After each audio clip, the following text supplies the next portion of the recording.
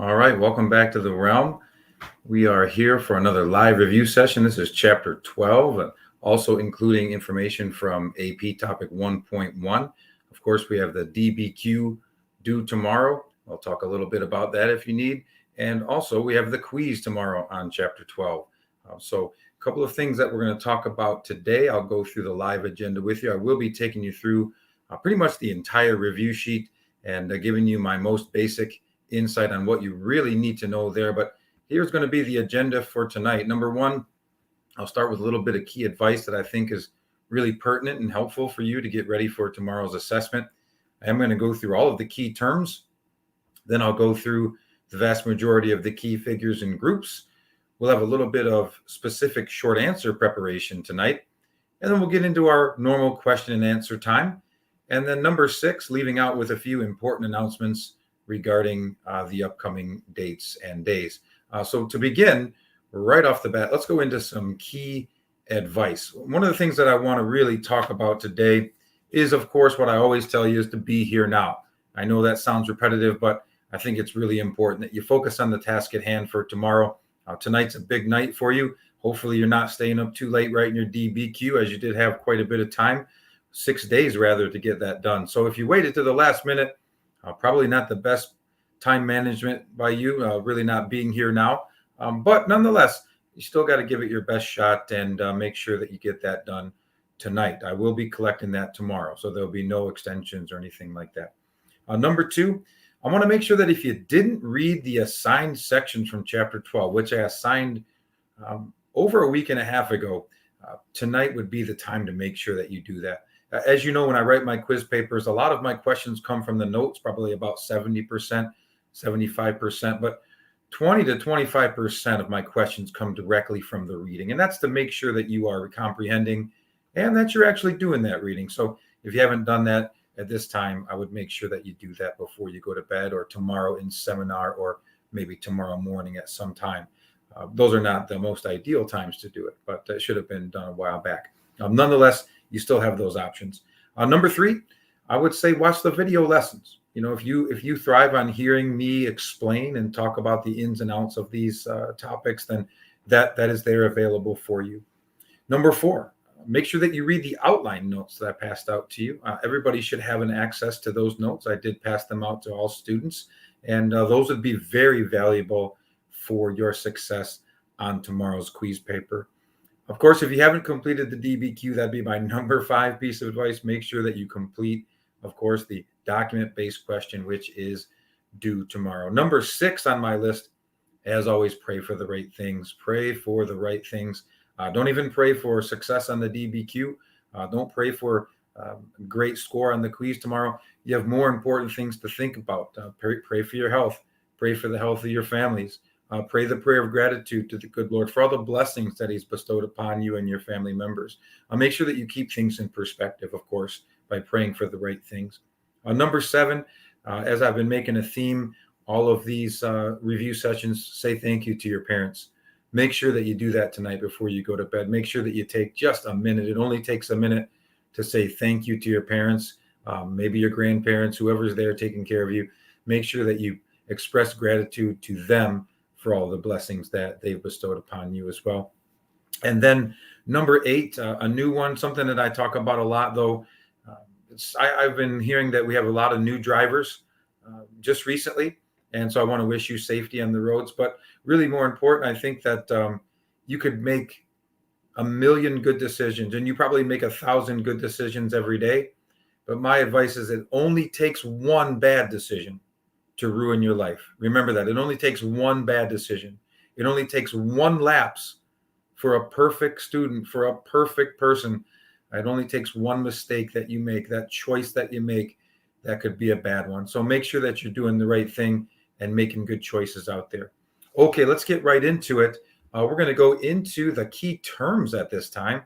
And what I did this time for the key terms, I think the key terms are really important for your success. So what I did is I actually wrote out a working definition for you, and I can pull it up on the screen for each of the terms so that if you're not able to write everything down hearing it from me, it'll be there on the screen. Then it'll also be there on the replay, because this is going to record and post to my YouTube channel. If you get a chance, hey, hit the like button. And if you're not a subscriber, but this is really helping you week in and week out, hit the subscribe button, help me out. That maybe spread my influence a little bit. Maybe we can help some people that are taking AP World History, but they don't have a review session like this. We'll see if we can get to them.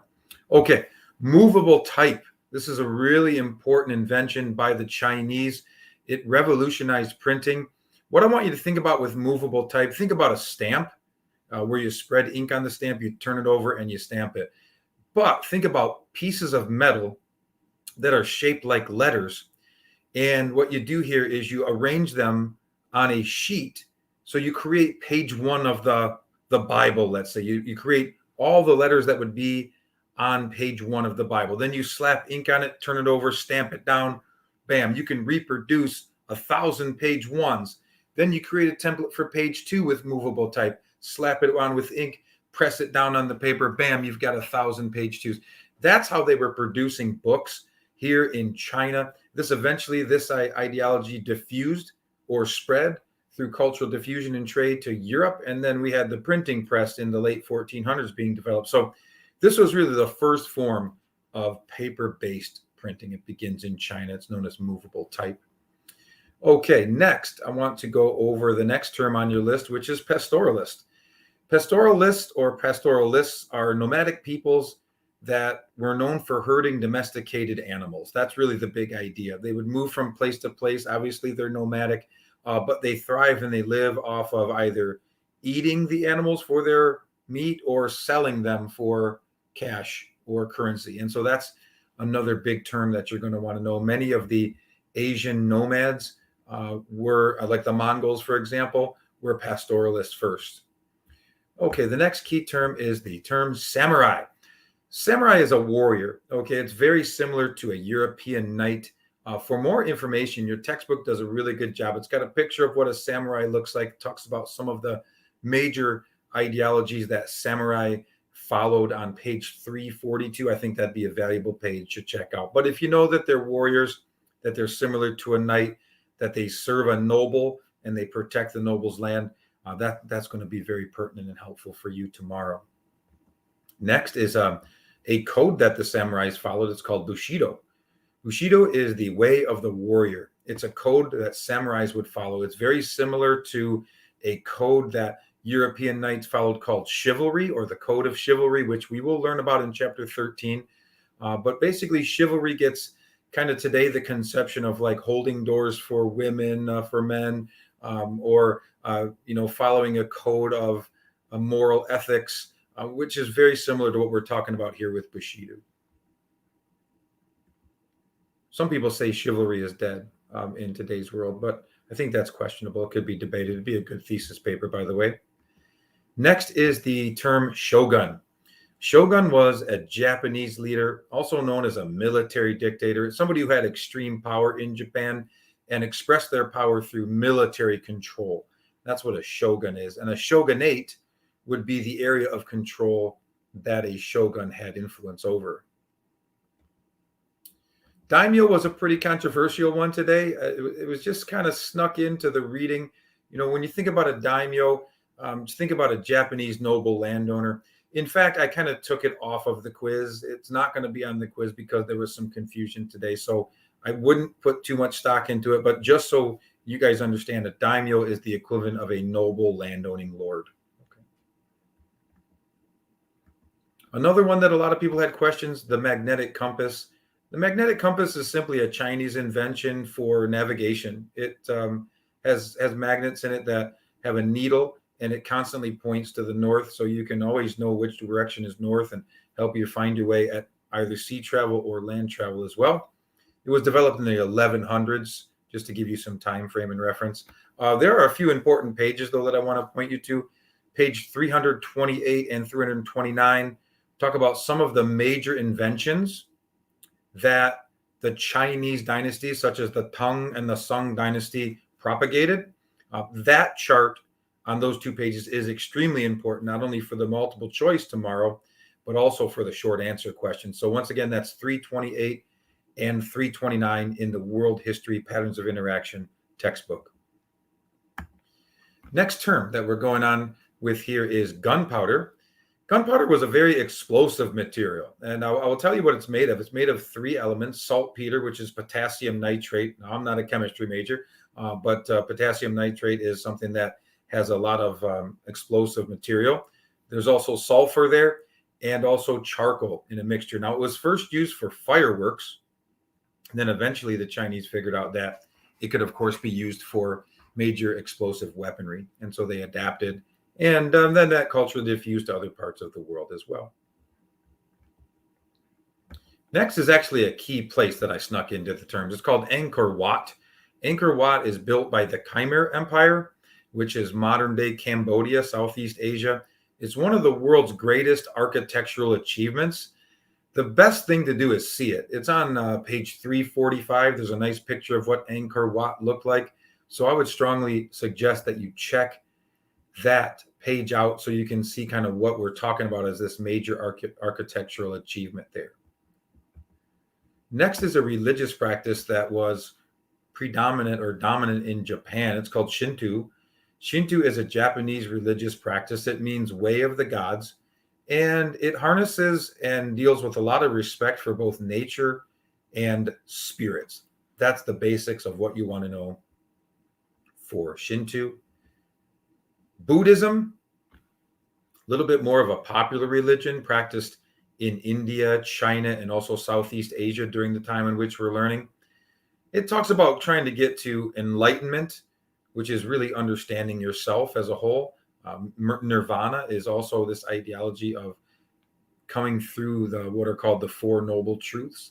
So Buddhism, the basics of Buddhism, if you wanted to know some more information about that, they're found on page 284 and 285. I would say if you're unsure about Buddhism, study those pages. That'll be very helpful for you. Next up is the Pax Mongollika. Very similar to the Pax Romana in Rome. It's a time period of Mongol peace. And what you really want to know is this is a time period spanning the 1200s and the 1300s, or the 13th and 14th century. You could argue for it that way. But it guaranteed safe passage for travel and also trade throughout Eurasia, such as the Silk Roads. And even at this time, the Mongols were controlling the Middle East. So the trading caravans there in the deserts were also controlled by the Mongols. So they basically guaranteed safe travel, which increased cultural diffusion and the spread of both goods and ideas. Next is the civil service exam. The civil service exam was an exam that was open to all males in China, but you had to pass this test to be able to work in government. That's really the important idea. So while it was open to all males, it was really difficult to pass. It took years of education. So if you were poor, even though the test you could take it, you probably weren't going to pass. So that made it very difficult for anybody who was not very wealthy to get into the government system. Champa rice was something that was actually really an important factor in population growth. It's a fast-growing strain of rice. With Champa rice, it's so important because you can actually get 2 to 4 harvests per year. This drastically increased the food supply in places like China and Southeast Asia. So it really allowed for increased population growth. And this is why China became one of the most populous areas in the world back in these times. And it remains that case today. So it was due to this development of a different type of rice that allowed for more harvests per year and could increase the food production and the food storage. Next is a social class called the Gentry. The Gentry is the upper class of China. It's made up of the scholar officials who had passed the civil service exam. So really what you have is you have the Gentry. These are people who are running the show in China. They are from wealthy families, and they utilize their wealth to then expand into government by passing this test, and they create rules and laws for the Chinese people. Okay, next, what we're going to get into next are the key figures and the groups. Now, I'm not going to be able to pull those ones up on the screen for you today, but I will be able to go through them with you starting right now. So I'm going to take you through each one, going off of what I have, of course, on my sheet. I'm looking at the comments right now. Hey, Grace, it's nice to see you. I see John, Ryan, and Josh have commented. So, and Dominic also asked a question. So thank you for being here. I really appreciate you. And I want to wish you good luck on, of course, tomorrow's assessment and the collection of the DBQ. Okay, key figures. First of all, the Kamakura shoguns, right? The Kamakura shoguns are military leaders. That's what a shogun is. And once again, they had their headquarters in the Japanese city of Kamakura. So these are leaders that were centered in this fortified city, major city in Kamakura, which is on the eastern coast of Japan. So that's really all you really need to focus in on there. Next one is known as the Heian period. I'll give you some key dates for the Heian period, and I'll go a little slower on this one. The Heian period lasted in Japan from 794 AD, that's 794, all the way to 1185. And this is a time period in Japan when they ruled out of the city called Heian, which is now the city of Kyoto. Okay, so it's a major city in Japan today. But back in these times, one of the things that you want to take a look at is that the Heian period is a pretty long time in control, over 300 years. So that's pretty impressive in Japan.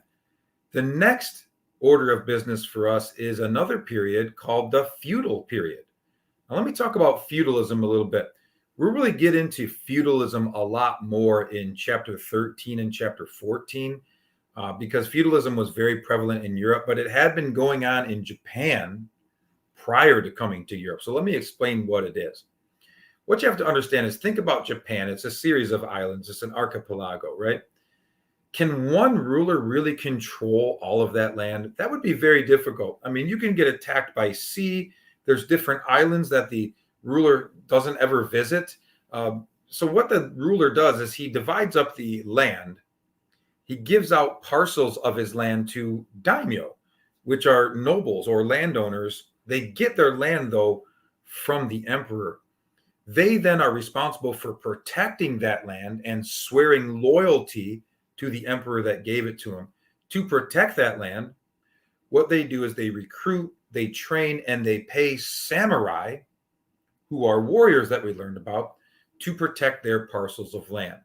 So if they're ever invaded by another lord or an outside invader, like let's say the Mongols who tried to invade Japan unsuccessfully, but if this happens, what you have to understand is that the samurai, they are sworn by contract to fight and defend that land for their daimyo or lord. So that was what was going on during the feudal period. And this is when, basically what you'd want to say is this is when feudalism took hold in Japan. So that would be after the Heian period, so roughly 1200 to about 1400. Okay. All right. Next is Prince Shotoku. Prince Shotoku was a leader from Japan, a shogun, who sent missionaries into China to study and learn about the Chinese culture. And what they did is they took some of the Chinese cultural aspects and elements back to Japan and then implemented them there. Okay, so those are some of the key things that you really want to understand about Prince Shotoku. Marco Polo's pretty popular. He's a pretty popular person. He was a Venetian merchant. That's from Italy, Venice, Italy. And he traveled to China. And the purposes of traveling to China, if you're a merchant, to establish trade, right? But while he's there, he ends up getting into the Mongols' civilization, and he lives and works under Kublai Khan. Kublai Khan basically employed Marco Polo for 17 years. And he relied heavily on Marco Polo. He sent him out to make government deals, to oversee architectural projects. So he became sort of intertwined with the Mongols. Eventually, when he goes back after 17 years to Venice, he gets involved in a local war there, and he was imprisoned. And it was while he was in prison that he actually wrote memoirs of all the great things that he discovered in China and learned in China. And people didn't really believe him. And that's one of the major reasons why we play the game Marco Polo. When you're swimming, you're trying to trick the person. You're trying to move around, right? And then say, Marco and Polo as you're moving around. That comes from the fact that really nobody believed Marco Polo when he first wrote his memoirs. But in actuality, a lot of what he wrote about China came to be true. So what we learned from Marco Polo was very evident and factual data. Next is on your list, Genghis Khan. I really don't think we need to go over Genghis Khan because we really covered Genghis in chapter 11. And then in the video that we watched, we learned quite a bit about Genghis Khan. So I'm going to leave that one open to you, but you want to know he's the first to unite the Mongols and the first to start his path of conquest. And then, of course, we talked about some of the atrocious and vicious savage-like things that he did during his lifetime. Next is Kublai Khan. Kublai Khan is Genghis Khan's grandson. He was a Mongol ruler that actually united all of China. One thing about Kublai Khan, which is not very characteristic of other Mongol leaders, is that he stopped being nomadic. He's one of the first Mongol leaders to settle, and he really enjoyed settled lifestyle over nomadic lifestyle. So that's something to remember. I can guarantee you that there'll be a question about his choice for settled lifestyle over nomadic lifestyle on tomorrow's quiz paper. Next is Tang Tai. Tang Tai, if I'm going right through the list, is basically the founder of the Tang Dynasty. Okay, when I say Tang, it looks like Tang, T-A-N-G, but the correct pronunciation is Tang. And for the Song Dynasty, the correct pronunciation is Sung, like S-U-N-G. That's how you should actually say it. Okay, next, we've got the Kuryu Dynasty. This is basically modern-day Korea, where this was taking place, and it spanned from 935, okay, that's 935 AD, all the way to 1392. So quite a long time span on the Kuryu Dynasty. One thing I would say about the Kuryu Dynasty is they did follow China and Chinese culture as a model.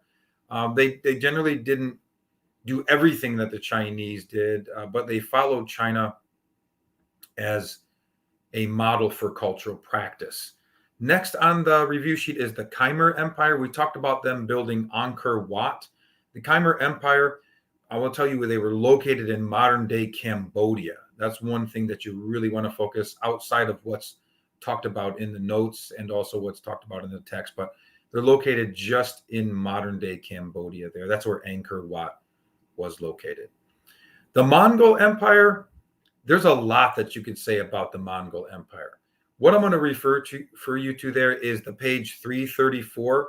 There's a map of the entire Mongol Empire located on page 334. So that would be my biggest suggestion to you, is to take a look at where the Mongol Empire existed. I'll tell you, it's basically modern day China, modern day southern Russia, modern day what we call the Middle East, Iran, Iraq, and then also modern day Pakistan, Afghanistan, moving close into India.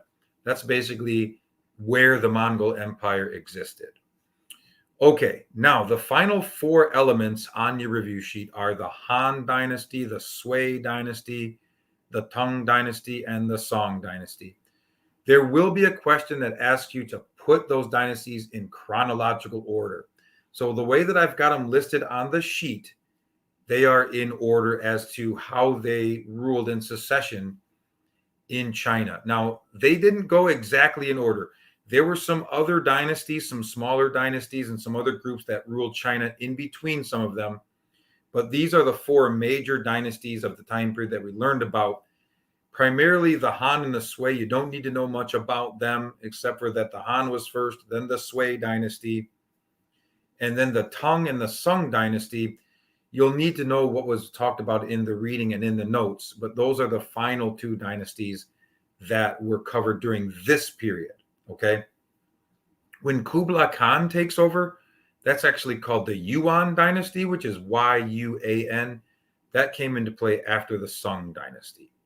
Okay, well, it took 25 minutes, but we made it through the entire review sheet. The next order of business, ballers, is going to be talking about the short answer question and questions. There's going to be about 5 short answer questions. So I'm going to pull up a little thing here that we're talking about the short answer. So I'm going to do with the short answer is I'm actually going to go through each one and I'm going to talk about, okay, what is the question going to be about and how might we go about actually answering said question, okay? So you might want to write these down. If you really want to be prepared for tomorrow's quiz, The first one is about the video and the reading that we conducted on foot binding. Remember, we want to know about foot binding, what it was. Okay, what was foot binding? And then also, how did foot binding represent gender views in China? That was the big picture of what we talked about with our primary source work in the groups that we did. And we had a little discussion on gender roles and how women were treated and what were men's roles in China. So I thought it was a really good discussion and we got a lot out of it. But it relates to foot binding. Foot binding is basically where upper class or elite girls, ages 5 to 7 in China, would wrap their foot, okay, in a way to bend the foot in a fashion that it would force the foot to be about 3 inches. It essentially breaks the foot.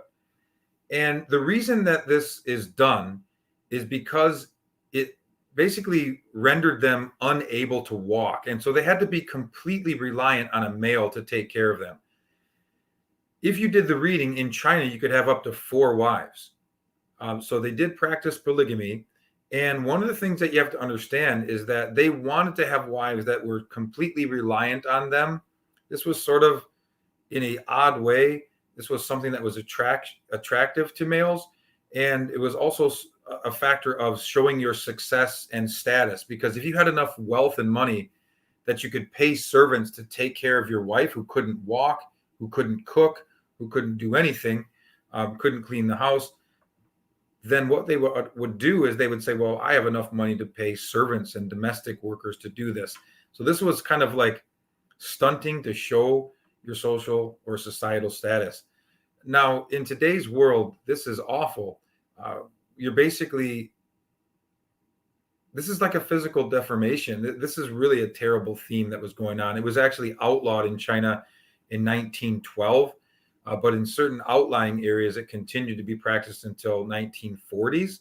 And there are still some elderly women in China who have had their feet bound, and they are still wearing the very small shoes, and they have a very difficult time walking because of that. So this is something that kind of explains that in China, they treated women as inferior to men. Okay, next, the second short answer is going to be about Champa Rice. So I talked about Champa Rice's impact today when I went through the key terms. But what you really want to focus on is that Champa Rice had a huge impact on East Asia because it significantly raised the food production scale, which led to an increase in food supply. And the only way that you can increase the population, okay, students of world history, is to increase the food supply. So those two things go hand in hand. So as you increase the food supply, you can then increase the population. And if you look at this part of the world back then and even today, it's really the most populated portion of the world, China and Southeast Asia. The next short answer question is about the influence that China had on Japan and Korea. If you did the reading, if you read the notes, you know that Japan and Korea were significantly influenced by Chinese culture, even down to the use of the civil service exam in those countries. I would say more so Korea, but Japan also, with Prince Shotoku that we learned, he sent in missionaries to learn about Chinese culture and then brought those back to Japan. So you have a lot of cultural similarities between these 3 areas, and it all stems from China. Another word for this is Sino, S-I-N-O. Sino is the European term for China back then. So Sinification is the spread or cultural diffusion of Chinese cultural practices. The final short answer question that I'm going to have on the quiz paper tomorrow is going to ask you to list and describe. This is very important. List and describe 4 Chinese developments that were mentioned in either chapter 12 or the AP topic 1.1. The best source for answering this question is the chart on page 328 and 329. That's basically going to render you the answer right there. Things like the magnetic compass, gunpowder, the Grand Canal, the mechanical clock, okay? all of these different things that were created in China, movable type, block printing, all of these are major examples, silk, that you could use to answer this question. Just be certain that you don't only that you're not able to just list, but that you can also describe these. And there's a nice description either in my notes or on those textbook pages there that talk about the key inventions of the Sung and the Tang dynasty. Okay, I've made it through a lot of what I wanted to talk about. I do have a few announcements at the end, so don't leave early today. Stick around if you can. But right now, I'm going to go opening up to questions here just momentarily. So I'd really like to see any comments and questions that you might have for me. And I see one right away by the Kirkulator. The main man, Ryan Kirk, is going to start it off. He says, in order to gain the third point for evidence in the DBQ, how many times are we supposed to be using evidence beyond the documents? Okay, great question, Kirkulator. The answer here is one time. You only have to include evidence from beyond the documents once. However, don't think that this is going to qualify you for that point. Just mentioning a one-line statement, like, for example, the Muslims in the 5 pillars of faith believe that you should pay alms. If you just wrote that and think that's going to get you credit for outside evidence, that is not the case. You need to treat your outside evidence like you treat the evidence that you supply from the documents. So you need to explain it, you need to cite it, you need to describe it in detail. Okay, so make sure that you go above and beyond when you throw in your outside evidence to earn that third point. That's really important. Good way to start off the questions. Okay, Jonathan says, oh, we're looking at DBQ right off the bat here. Jonathan says, does our DBQ need a conclusion? Absolutely not.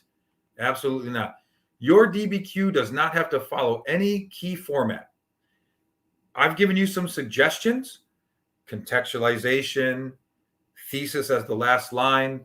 After that, what you need to focus on is defending your argument. So you do not have to have a conclusion, sir.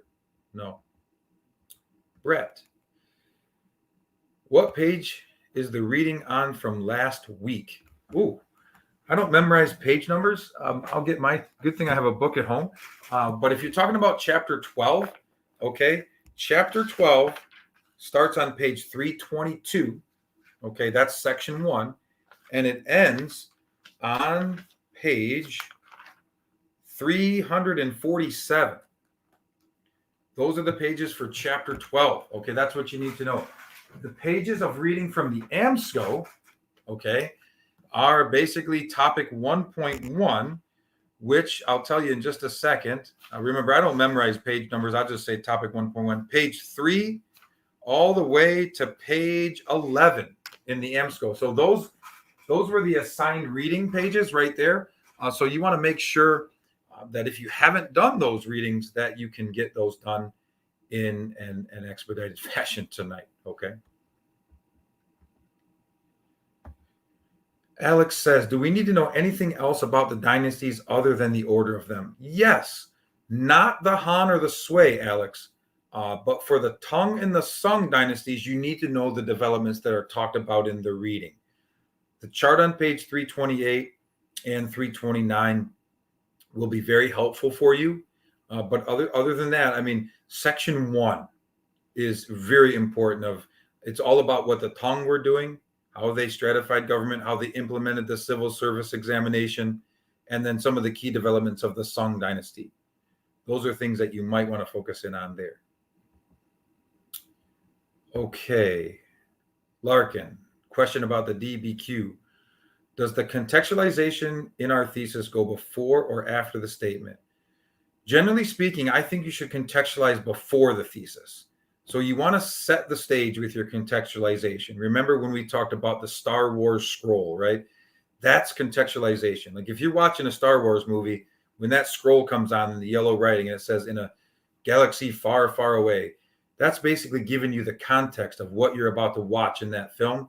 So you want to give your reader the historical context before you get into your thesis and then before you present your argument. So my format, contextualize first, then thesis, then your body paragraphs to defend your thesis. Brooklyn says, can you go over the daimyo again? Sure. Once again, I did say that the daimyo are not going to be on the quiz, but for general knowledge, the daimyo are Japanese landowners or noble lords. Okay.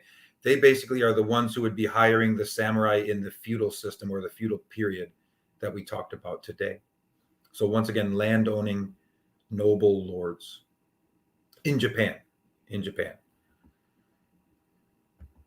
Let's see. Ashton, is porcelain fine for the inventions? Yes, that would qualify you for one of the inventions. Yes, I agree with that. Porcelain, very durable, used for many different elements. Today, we use porcelain for our sinks. We use porcelain for tile. It's actually a very durable substance. All right. John, what should we have down for the Tang and the Song dynasties? Well, kind of a similar question to Alex. So I'll refer back to Alex also. First of all, I mean, maybe you should know the time period if you're really fishing for things to write down for these. The Tang, they ruled China from 618 all the way to 906 AD. The Song dynasty came into play a little bit later.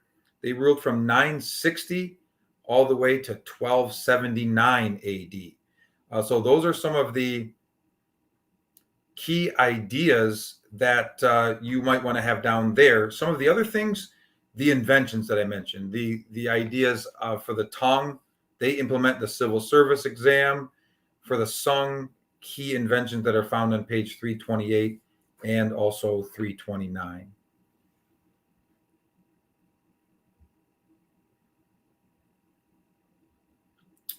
Let's see what we got here. We got the picture wars, full force. I love it. Lacey used a banned word in the question here. This is crew. This is, I think this is crew 1 week, Lacey. Captain Lacey, queen of the realm, protector of the realm, used a banned word, Tammy, in the review session. That's crew for 1 week. I have to give it to you. Just being honest, that's crew for 1 week. I'll have to write that on the board, Lacey. But your question says second hour is telling us they are allowed to use notes, and is this true? I mean, that could be favoritism just for second hour. Yeah, maybe just second hour because they're the first to take the quiz. But I do have an announcement coming up at the end, a key announcement, so you might want to stay tuned. Stay tuned for a little bit of an announcement at the end. We'll see what happens with that. All right, Daniel says, do we need to know the two periods far in depth or just where they were? You don't need to go into too much depth. I would say, Daniel, what I kind of talked about earlier, and you should be in pretty good shape there. Yeah.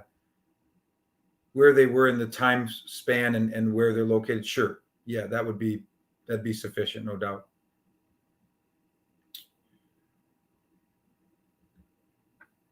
Lacey says Maya typed that. Well, not much I could. The evidence is there. It says Lacey McClafferty, so I don't know how I can get around that one unless Maya's figured out how to change her name.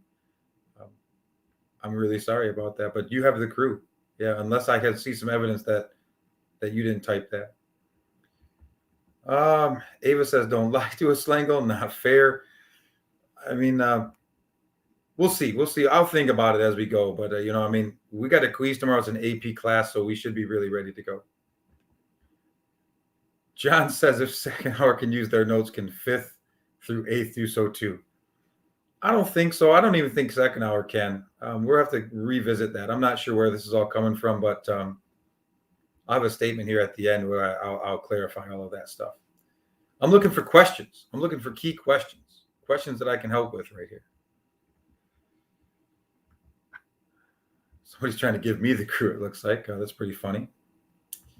John, a real question. It says, also, can you go back over the feudal period and Prince Shotoku? Yes.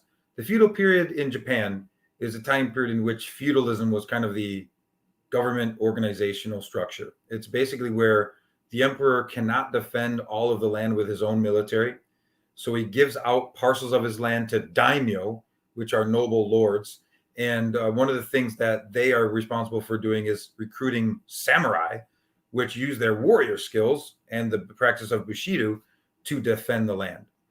Prince Shotoku, also a Japanese figure who sent missionaries to China. The goal was not to spread religion, but to learn about Chinese culture, bring it back, talk about some of the key elements, which then Japan put into practice in their culture.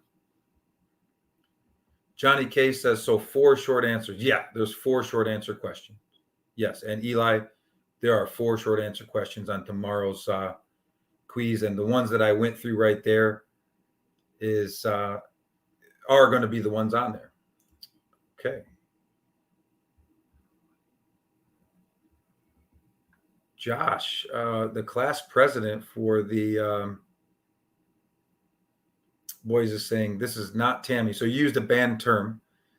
It's also crew one week for you, Josh, unfortunately. But you're saying it's not Tammy. You want to use the notes. I don't know. I don't know. I think that's kind of making it pretty easy. But I'm gonna think about it once we get done with the question. I'll have an announcement here at the end. A lot of people have been asking me this out of the blue. I don't know where it's coming from, but I will. I'll share out at the end what I want to decide there. Yeah, Kirk, he's got the crew. Yeah, you missed the crew, Josh. I miss you on the crew. You are the crew captain. We need you back. We definitely need you back. More time spent in the realm is always very good for me as the master of the realm, but also it's just something about the realm that helps you do well in the quizzes, no doubt. Ashton will not dunk on the door. That's definitely. Oh, yep, E-Buddy. That's saying who's Tammy. That's a banned term. Yep, E-Buddy's got a week now. We're just throwing out the crews here. That's not very good, guys. I got to go take Janda off the screen here. Okay, here's a real question. It looks like Brooklyn. Do we need to? Are we going to have to explain the 4 dynasties or just put them in order? You're going to have a multiple choice question. So you're going to have to be able to put them in order. So you will not have to explain them except for on one of the short answer, you need to talk about some of their inventions or advancements, right? And I said that page 328 and 329 have a list of major developments and inventions there that you can utilize.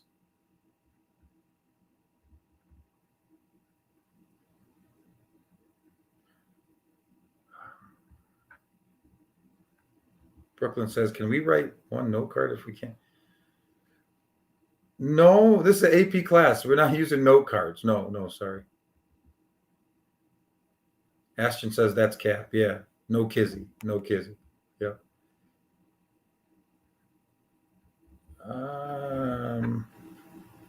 That's crew. Oh, that is crew, Pia. I don't like that. If you say you're not going to do track, then your whole class will not be able to use the notes. I've already decided that. Okay. All right. So it looks like we're getting a little silly. One of the things that I will say is we're going to have to really look into this ideology here. So I'll just make my key announcement right now. Let me pull up my banner to make it official here. All right. So thanks for staying. I really do appreciate you guys. I didn't see any other questions coming in, but I'm going to throw up my key announcement. Yes, I'll try to hold it back, but tomorrow's quiz, just to help you guys out, I know it was a change-up lesson, a change-up chapter, so I thought about it. I listened to a lot of my students today. A lot of my students were expressing they were pretty concerned. Even though I gave you 6 days really to prepare, I'm going to throw you an extra bone here, and I'm going to say that tomorrow's quiz will be open note and also open review sheet. That goes for 2nd hour. That goes for 5th hour, 6th hour, 7th hour, and 8th hour. So, I listened to you. I heard that, there were some anxious students, and, I know you have other classes. So what we're going to do is we're going to go open note and even open review sheet. So there really should be no excuse. I don't want to hear any more whining and trepidation about tomorrow's quiz paper. We went through the whole review sheet. We talked about the DBQ. So we really should be ready to go. Open note and open review sheet. I'm expecting ace ballers across the board. There should be no reason that we should make an error. Okay, if we did the reading. Now let me clarify. If you didn't do the reading, 25% of the questions you could space ball on. So, you want to make sure that you've done that reading. And if you haven't done it close enough, that's one of the things that you really need to make sure. So yes, all ballers of the realm, all ballerinas of the realm will have access to their notes that I typed up for you and distributed, and also the review sheet tomorrow. So thanks for staying on, and thanks for being devoted students. I really appreciate you. But one thing I wanted you to know, today I actually was pretty impressed. I gave you a chance to talk, and I know that we had to change up. So one of the things that I really want to make sure that you understand is when you act appropriately, and I think this is a lesson to be learned. Like I really want to challenge you all the time, but I think I challenge you quite a bit with the DBQ. So, and this is just the content portion of the quiz. My goal as your teacher is to make sure that you know the content. Okay, know the content in and out. So, however you know the content, if that's through utilizing your notes in the review sheet, which I've given you access to, that's fine with me on tomorrow's. This is a one-time deal. Let me make that clear. It's a one-time deal, just based on, we had 3 days last week. We had 2 days off. So I'm just trying to help you out as much as I can as your teacher. Now, in the long run, I would say this is probably not the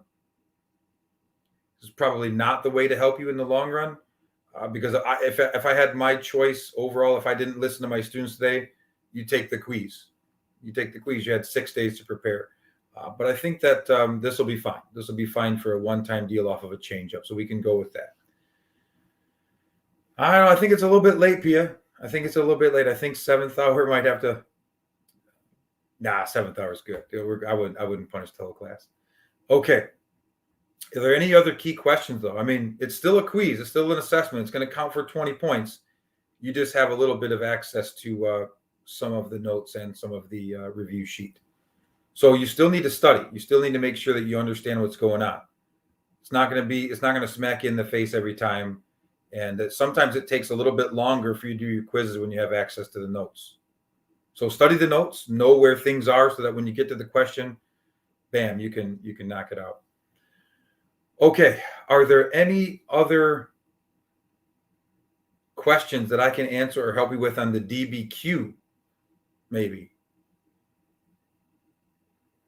Yeah, buddy. The DBQ is taking place of the AP portion. So that's going to give you the 10 points. So let me just refresh. What I did with the DBQ is, that's funny, Lacey.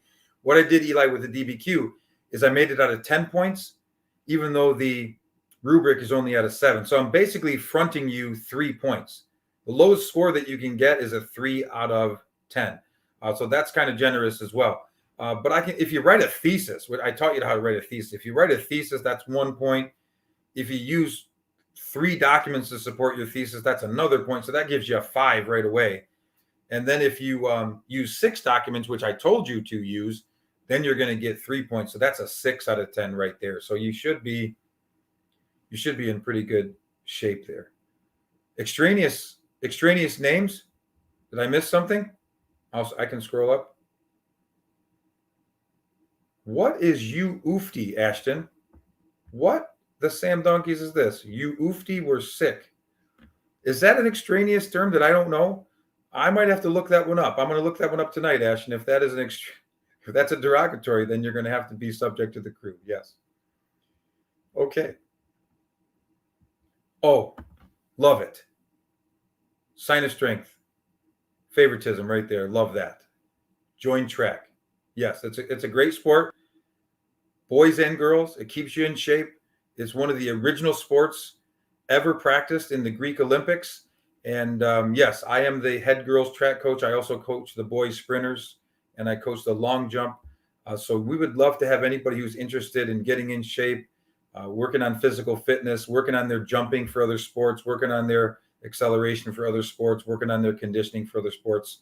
I'm all game to help you out as best I can in the spring season. So come on out for track, give us your commitment, and I'll take care of you for sure. Thanks, Sophie. Sign of strength. I love it. Oh, thanks, Brooklyn. Yep, Ashton, you got the crew. You got the crew for inappropriate terms. Yep. Thank you, Brooklyn. Okay. Parker's throwing out baseball. I'm not going to pull yours up, but if it says track, I would. Nonetheless, I think I'm out. I think we're good. Are there any questions about the DBQ? I'm willing to stay on. I'd love to help you. I know that that's due tomorrow. So if you have any final questions, go ahead and throw them into the chat.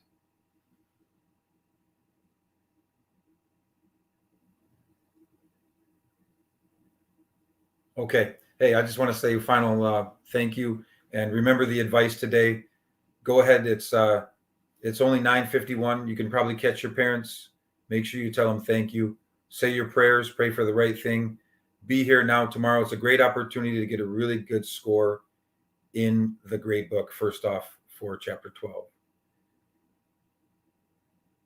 Can I explain document 3 for the DBQ? Fortunately, I don't have the DBQ with me here. Lacey, if you want me to help you out on that one, what I will do is I will email you.